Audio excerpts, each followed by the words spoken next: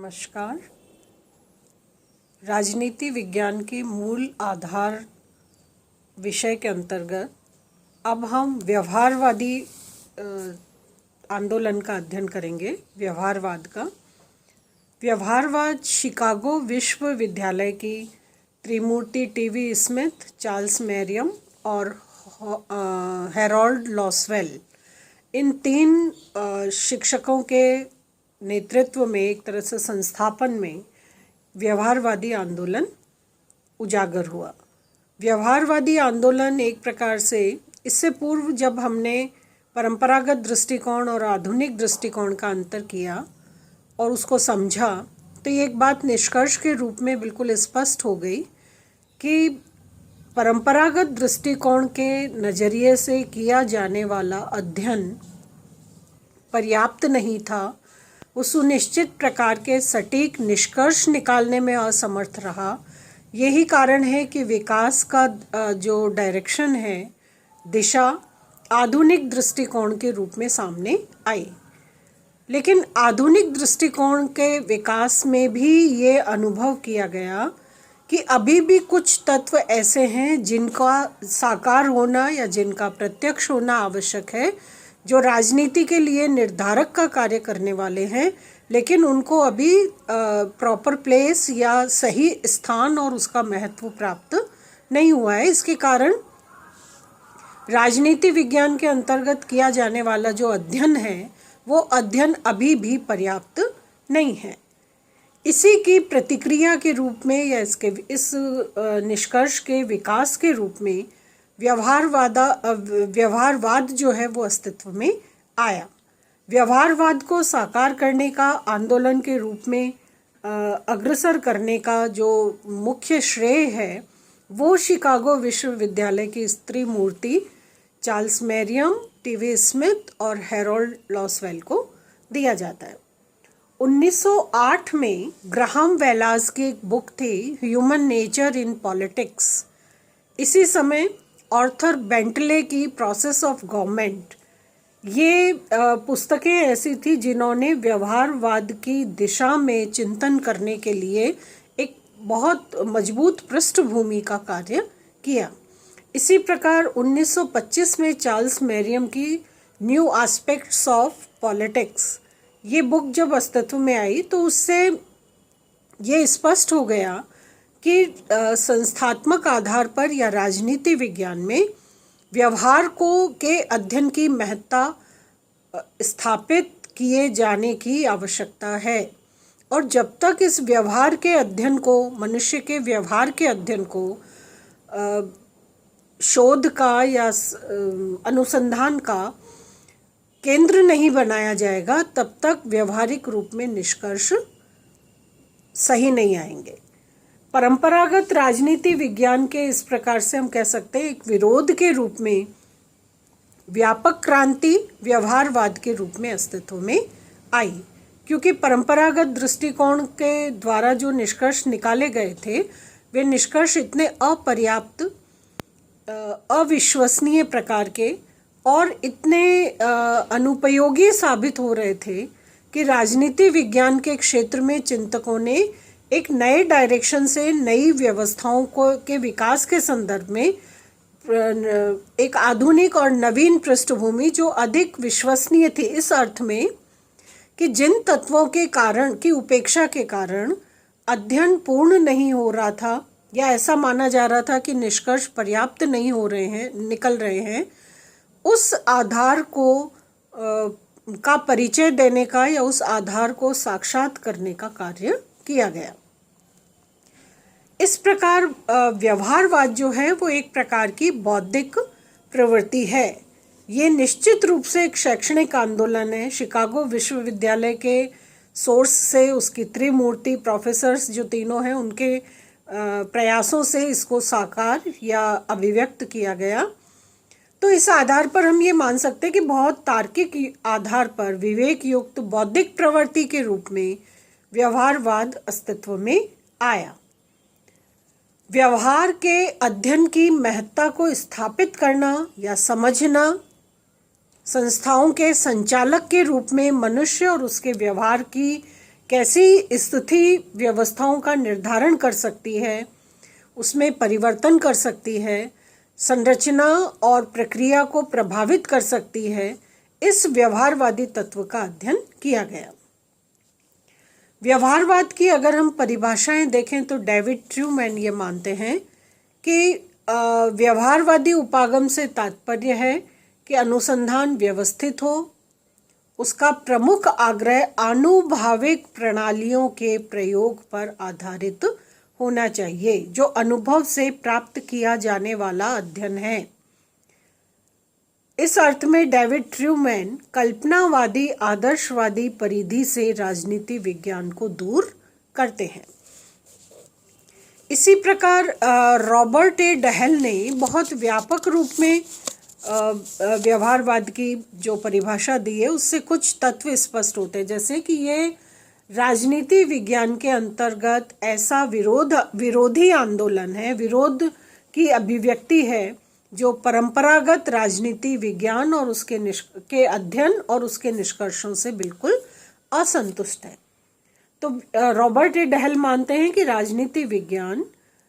में परंपरावादी दृष्टिकोण के आधार पर जो अध्ययन और निष्कर्ष स्थापित किए गए थे, प्रत्यक्ष किए गए थे, व्यवहारवाद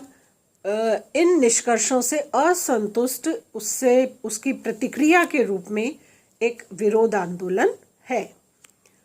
दूसरा, व्यवहारवादी मानते हैं कुछ नवीन दृष्टिकोण और नवीन उपागम और पद्धतियों का विकास जो हुआ है, जिन्हें हम आनुभाविक पद्धति अध्ययन या निष्कर्ष कह सकते हैं, उनका भी वांछनीय प्रयोग राजनीति विज्ञान में किया जा सकता है। जब मनोविज्ञान नई पद्धतियों से काम करके अधिक विश्वसनीय निष्कर्ष निकाल सकता है, जब अर्थशास्त्र या अन्य इसी प्रकार से समाज विज्ञान समूह के अन्य विषय जब एक ज़्यादा विकसित और ज़्यादा विश्वसनीय दृष्टिकोण अपनाकर आधुनिक तरीके से अधिक सही प्रकार का अध्ययन करके और निष्कर्ष सटीक निकाल सकते हैं, तो फिर राजनीति विज्ञान में भी इन पद्धतियों का प्रयोग किया जाना चाहिए। इसी प्रकार वे ये मानते हैं कि इस आंदोलन का उद्देश्य राजनीति विज्ञान को आधुनिक मनोविज्ञान और समाजशास्त्र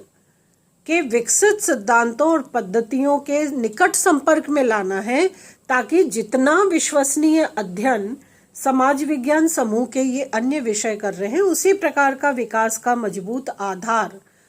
एक स्पष्ट दृष्टिकोण और एक सुनिश्चित सटीक निष्कर्ष जो है वो इन आधुनिक पद्धतियों का प्रयोग करके राजनीति विज्ञान में भी निकाला जा सके। रॉबर्ट ए डहल ने आनुभाविक तत्वों को अधिक प्राथमिक रूप से स्वीकार किया है, अधिक मान्यता प्रदान की है। हम ये कह सकते हैं कि ये आनुभाविक जो तत्व हैं जिनके आधार पर आदर्शवादिता या कल्पना के दायरे से अध्ययन बाहर आता है, इस पद्धति को, आनुभाविक पद्धति को व्यवहारवादी अधिक विश्वसनीय और अधिक वैज्ञानिक मानते हैं। व्यवहारवाद का लक्ष्य सभी प्रशासनिक घटनाओं को मनुष्य के ऐसे व्यवहार के रूप में प्रस्तुत करना है जिनका प्रेक्षण किया जा सकता है। मतलब यदि इस प्रकार के तथ्य समान हैं और ये घटनाएं इसी प्रकार से संचालित होती हैं, तो उसका निष्कर्ष भी यही होगा, इतनी सुनिश्चितता के साथ जिसका प्रेक्षण किया जा सके। ऐसे लक्ष्य के साथ या ऐसे लक्ष्य की प्राप्ति के लिए व्यवहारवाद कार्य कर रहा है। तो परीक्षण के माध्यम से प्रेक्षण या अनुभव के माध्यम से प्रेक्षण, इस प्रेक्षणवादी धरातल को या प्रेक्षणवादी पृष्ठभूमि को जो व्यवहारवादी हैं वो अपने लक्ष्य के रूप में स्वीकार करते हैं। ऐसा लक्ष्य जिसमें समान परिस्थिति होने पर समान प्रकार का परिणाम प्राप्त होगा, ये सुनिश्चित किया जा सके। डेविड ईस्टन व्यवहारवाद के संदर्भ में भी मानते हैं कि व्यवहारवादी शोध या अनुसंधान वास्तविक व्यक्ति पर अपना समस्त ध्यान केंद्रित करता है। ये वास्तविक व्यक्ति का मतलब है कि वो व्यक्ति, उसका व्यवहार, उसके अनुभव, वे सब अध्ययन का मुख्य केंद्र बनते हैं और इसी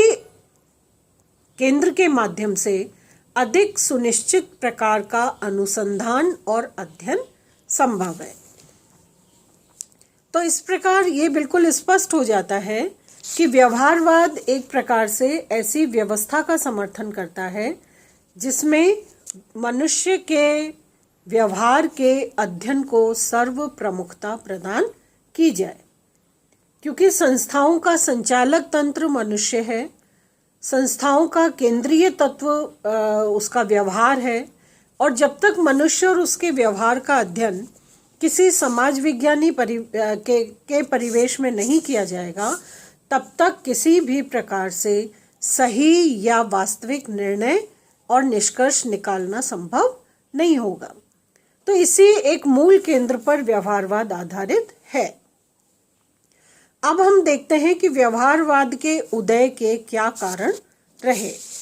पहला है कि जो परंपरागत अध्ययन पद्धतियां और परंपरागत दृष्टिकोण विकसित हो रहा था, व्यवहारवाद उसके प्रति असंतोष का एक प्रत्यक्ष करना है या असंतोष को अभिव्यक्त करना है। सबसे पहली बात यह है कि नीति निर्माण में और नीति के निर्धारण में राजनीति विज्ञान के जो विद्वान हैं, उनके ज्ञान, कुशलता, अनुभव, इनकी उपेक्षा की जा रही थी। एक ऐसी प्रवृत्ति समाज में विकसित हो गई थी कि जो विद्वान व्यक्ति हैं उनके राजनीतिक ज्ञान, अनुभव और कुशलता की उपेक्षा करके जो राजनेता हैं उनको अनावश्यक सम्मान दिया जा रहा था या उनको एक प्रकार से श्रेय दिया जा रहा था। तो इससे एक प्रकार की उदासीनता जो है वो विद्वान वर्ग में देखी जा रही थी, जो कि चिंतन और अध्ययन की दृष्टि से बहुत खतरनाक थी।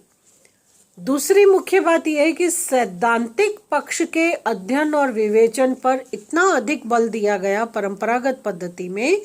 कि उसकी व्यवहारिकता कितनी विश्वसनीय है, उस परंपरागत आधार और अध्ययन की, इसके बारे में लेश मात्र भी विचार नहीं किया गया। अध्ययन का सारा प्रयास और सारा केंद्र सिर्फ अध्ययन की इकाई के सैद्धांतिक पक्ष के विवेचन और अध्ययन पर बल देने के रूप में प्रत्यक्ष हो रहा था। इस अध्ययन की, दृष्टिकोण की या इन तत्वों की व्यवहारिकता कितनी है, इसके बारे में विचार नहीं किया जा रहा था। तो इसलिए प्रतिक्रिया के रूप में कि जब तक हम ऊपरी तौर पर सिद्धांतों का अध्ययन करते रहेंगे, व्यवहारिक रूप में उसके अध्ययन को जानने की कोशिश नहीं करेंगे, तो ये अध्ययन या ये दृष्टिकोण जो है वो पर्याप्त नहीं होगा, ये संतुलनकारी नहीं होगा। इसके अतिरिक्त 2 महायुद्धों के बीच के काल में, प्रथम और द्वितीय विश्व युद्ध के बीच में, नाजी और फांसीवाद की निरंकुशता की जो प्रवृत्ति उत्पन्न हुई थी, उसका निदान, इस निरंकुश प्रवृत्ति का निदान परंपरागत पद्धतियों से संभव नहीं था, ना इनका अध्ययन परंपरागत पद्धतियों से संभव था। तो ऐसी स्थिति में एक प्रतिक्रिया के रूप में नाजीवादी और फांसीवादी प्रवृत्तियों और इनकी निरंकुशता के कारण जो एक प्रकार का असमंजस चिंतन के क्षेत्र में उत्पन्न हुआ था, उसका निदान करने के लिए व्यवहारवाद अस्तित्व में आया। इसी प्रकार राजनीति विज्ञान की लोकप्रियता और निरंतर विकास की जो आवश्यकता थी, उस आवश्यकता की पूर्ति में परंपरागत पद्धतियां पर्याप्त नहीं थी। इन परंपरागत पद्धतियों का प्रयोग करके राजनीति विज्ञान को आधुनिक स्तर पर या प्रासंगिक स्तर पर कायम करना संभव नहीं था। इसलिए उसके विरोध के रूप में, इन परंपरागत पद्धतियों की अपर्याप्तता के विरोध के रूप में व्यवहारवाद जो है वो अस्तित्व में आया। इसके अतिरिक्त राजनीतिक चिंतन के क्षेत्र में ये भी देखा जा रहा था कि अन्य जो प्राकृतिक और सामाजिक विज्ञान के विषय हैं, ये समय के अनुसार विकसित नवीन शोध पद्धतियों और अध्ययन पद्धतियों का प्रयोग पूर्ण सफलता के साथ कर रहे थे। और सिर्फ प्रयोग ही नहीं कर रहे थे, बल्कि इन वैज्ञानिक और आधुनिक पद्धतियों के माध्यम से अध्ययन करके जो निष्कर्ष निकाले जा रहे थे वो अपने आप में इतने पर्याप्त और विश्वसनीय थे, जो ये इंडिकेट करते थे, ये दिखाते थे कि ये अध्ययन सही दिशा में सही प्रकार से संचालित हो रहा है। इसलिए इनके निष्कर्ष अधिक विश्वसनीय और अधिक यथार्थ प्रकार के देखे जा रहे थे। तो जब समाज विज्ञान, समूह और प्राकृतिक विज्ञान के अन्य विषय एक अधिक सार्थक प्रयोग करके आधुनिक पद्धतियों को अपने अध्ययन में शामिल कर सकते थे, सही निष्कर्ष निकाल सकते थे, तो फिर राजनीति विज्ञान इस प्रकार की प्रक्रिया से या इस परिवेश को स्वीकार करने से वंचित क्यों रहे, जबकि हमारे निर्णय और निष्कर्ष पर्याप्त नहीं थे। परंपरागत दृष्टिकोण के अनुसार जो निष्कर्ष निकाले जा रहे थे, अगर ये निष्कर्ष पर्याप्त होते तो हो सकता है कि आधुनिक और व्यवहारवादी दृष्टिकोण के लिए पृष्ठभूमि तैयार नहीं होती। लेकिन क्योंकि परंपरागत दृष्टिकोण के आधार पर जो निष्कर्ष निकाले जा रहे थे वे पर्याप्त नहीं थे, संतोषजनक नहीं थे, और इसके कारण वो सत्यता से परिचित करवाने में पूरी तरह से सफल नहीं हो रहे थे। तो इसके असंतोष के कारण इसके विरोध के रूप में व्यवहारवादी आंदोलन अस्तित्व में आया। इसके अतिरिक्त द्वितीय विश्व युद्ध के बाद जो उत्पन्न स्थितियां थीं, जिन्होंने एक अवसाद और एक कहना चाहिए राजनीतिक रूप में बिल्कुल उदासीनता की स्थिति जो है वो देखी जा रही थी, तो उसमें अध्ययन के दृष्टिकोण के आधार पर अगर हम देखें तो परंपरागत दृष्टिकोण जिस प्रकार से अध्ययन और निष्कर्ष प्रस्तुत कर रहा था, उसके अनुसार तो विश्व में इतनी बड़ी हलचल उत्पन्न होने का या संचालित होने का, विश्व युद्ध के रूप में कोई बहुत बड़ा घटनाक्रम होने का कोई आधार ही नहीं था। लेकिन ये घटनाएं घटित हुई और इतने विशाल स्तर पर घटित हुई, इनसे होने वाला नुकसान इतना अधिक रहा कि पूरा राजनीतिक चिंतन का क्षेत्र हिल गया। उन्हें ये लगा कि अगर हम जिस सिद्धांत के रूप में अध्ययन कर रहे हैं, उसके निष्कर्ष निकाल रहे हैं, वे पर्याप्त हैं, तो हमारा जो दृष्टिकोण है वो उसी दिशा में जाना चाहिए जिस दिशा में जो बातें हैं या विषय हैं या तथ्य हैं वो साकार हो रहे हैं, जो प्रत्यक्ष रूप से हमारे सामने आ रहे हैं। लेकिन हमारे अध्ययन का निष्कर्ष कुछ कहता है, परिस्थितियां कुछ दूसरे रूप में अभिव्यक्त हो रही हैं, घटनाक्रम और उसका परिणाम अलग तरह से अपने आप को अभिव्यक्त कर रहा है। तो इसका मतलब है कि हमारे अध्ययन के परंपरागत दृष्टिकोण के अनुसार हमारा जो अध्ययन चल रहा है उसका ना तो डायरेक्शन पर्याप्त है, ना साधन पर्याप्त है, ना हमारी अध्ययन पद्धतियां पर्याप्त हैं। और इसी कारण से जो कुछ द्वितीय विश्व युद्ध के काल में या प्रथम और द्वितीय विश्व युद्ध काल के बीच में जो निरंकुशतावादी प्रवृत्तियों की उत्पत्ति की तरह से जो भी नकारात्मकता सामने प्रत्यक्ष हो रही है, उसका मूल कारण यह है कि हम उसका अनुमान नहीं लगा पा रहे, इसलिए क्योंकि परंपरागत पद्धतियों का आधार जो है वो पर्याप्त नहीं है। इसलिए बौद्धिक चिंतन के क्षेत्र से व्यवहारवादी आंदोलन के रूप में एक नई प्रवृत्ति उत्पन्न हुई, जिसने सामाजिक विज्ञान के जो उपेक्षा करने का, सामाजिक विज्ञान में राजनीति विज्ञान का नवीन पद्धतियों को प्रयोग न करने के कारण, और जो वास्तविक रूप में समाज में, राज्य में एक प्रकार की उदासीनता, उग्रता युद्धों के कारण उत्पन्न हुई थी, उसका कोई निदान अध्ययन के दृष्टिकोण के रूप में सामने न आने के कारण व्यवहारवाद ये निश्चित रूप से इस तथ्य को स्वीकार करने के लिए तैयार था कि एक ऐसा महत्वपूर्ण कारक है जो इन सारी व्यवस्थाओं की मॉनिटरिंग कर सकता है, करता है, लेकिन वो हमारे अध्ययन की इकाई नहीं है। और ये मॉनिटरिंग फैक्टर जो है वो व्यवहार, मनुष्य और उसका व्यवहार का भी अध्ययन का केंद्र होना चाहिए, इस तरह से सामने आया, जिसको व्यवहारवाद ने अपने आंदोलन का या अपने अध्ययन का मुख्य केंद्र मानकर समस्त अध्ययन की पद्धति और जो अनुसंधान है, अध्ययन का जो डायरेक्शन है, वो इसी पर, मनुष्य और उसके व्यवहार पर केंद्रित किया।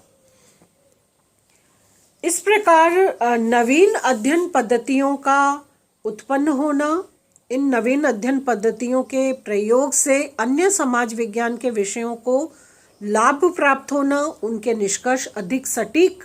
तरह से अभिव्यक्त होना, ये बिल्कुल एक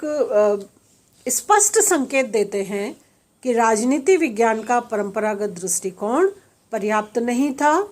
इसकी अपर्याप्तता का मूल कारण था मनुष्य और उसके व्यवहार की उपेक्षा करना या उसे अपने अध्ययन के केंद्र में शामिल न करना, और इसी की प्रतिक्रिया के रूप में एक अधिक वैज्ञानिक, बौद्धिक,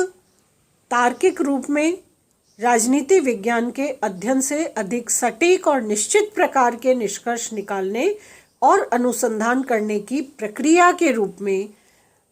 शिकागो विश्वविद्यालय के प्रोफेसर्स के द्वारा एक बौद्धिक प्रतिक्रिया और बौद्धिक आंदोलन की तरह से व्यवहारवाद अस्तित्व में आया। धन्यवाद।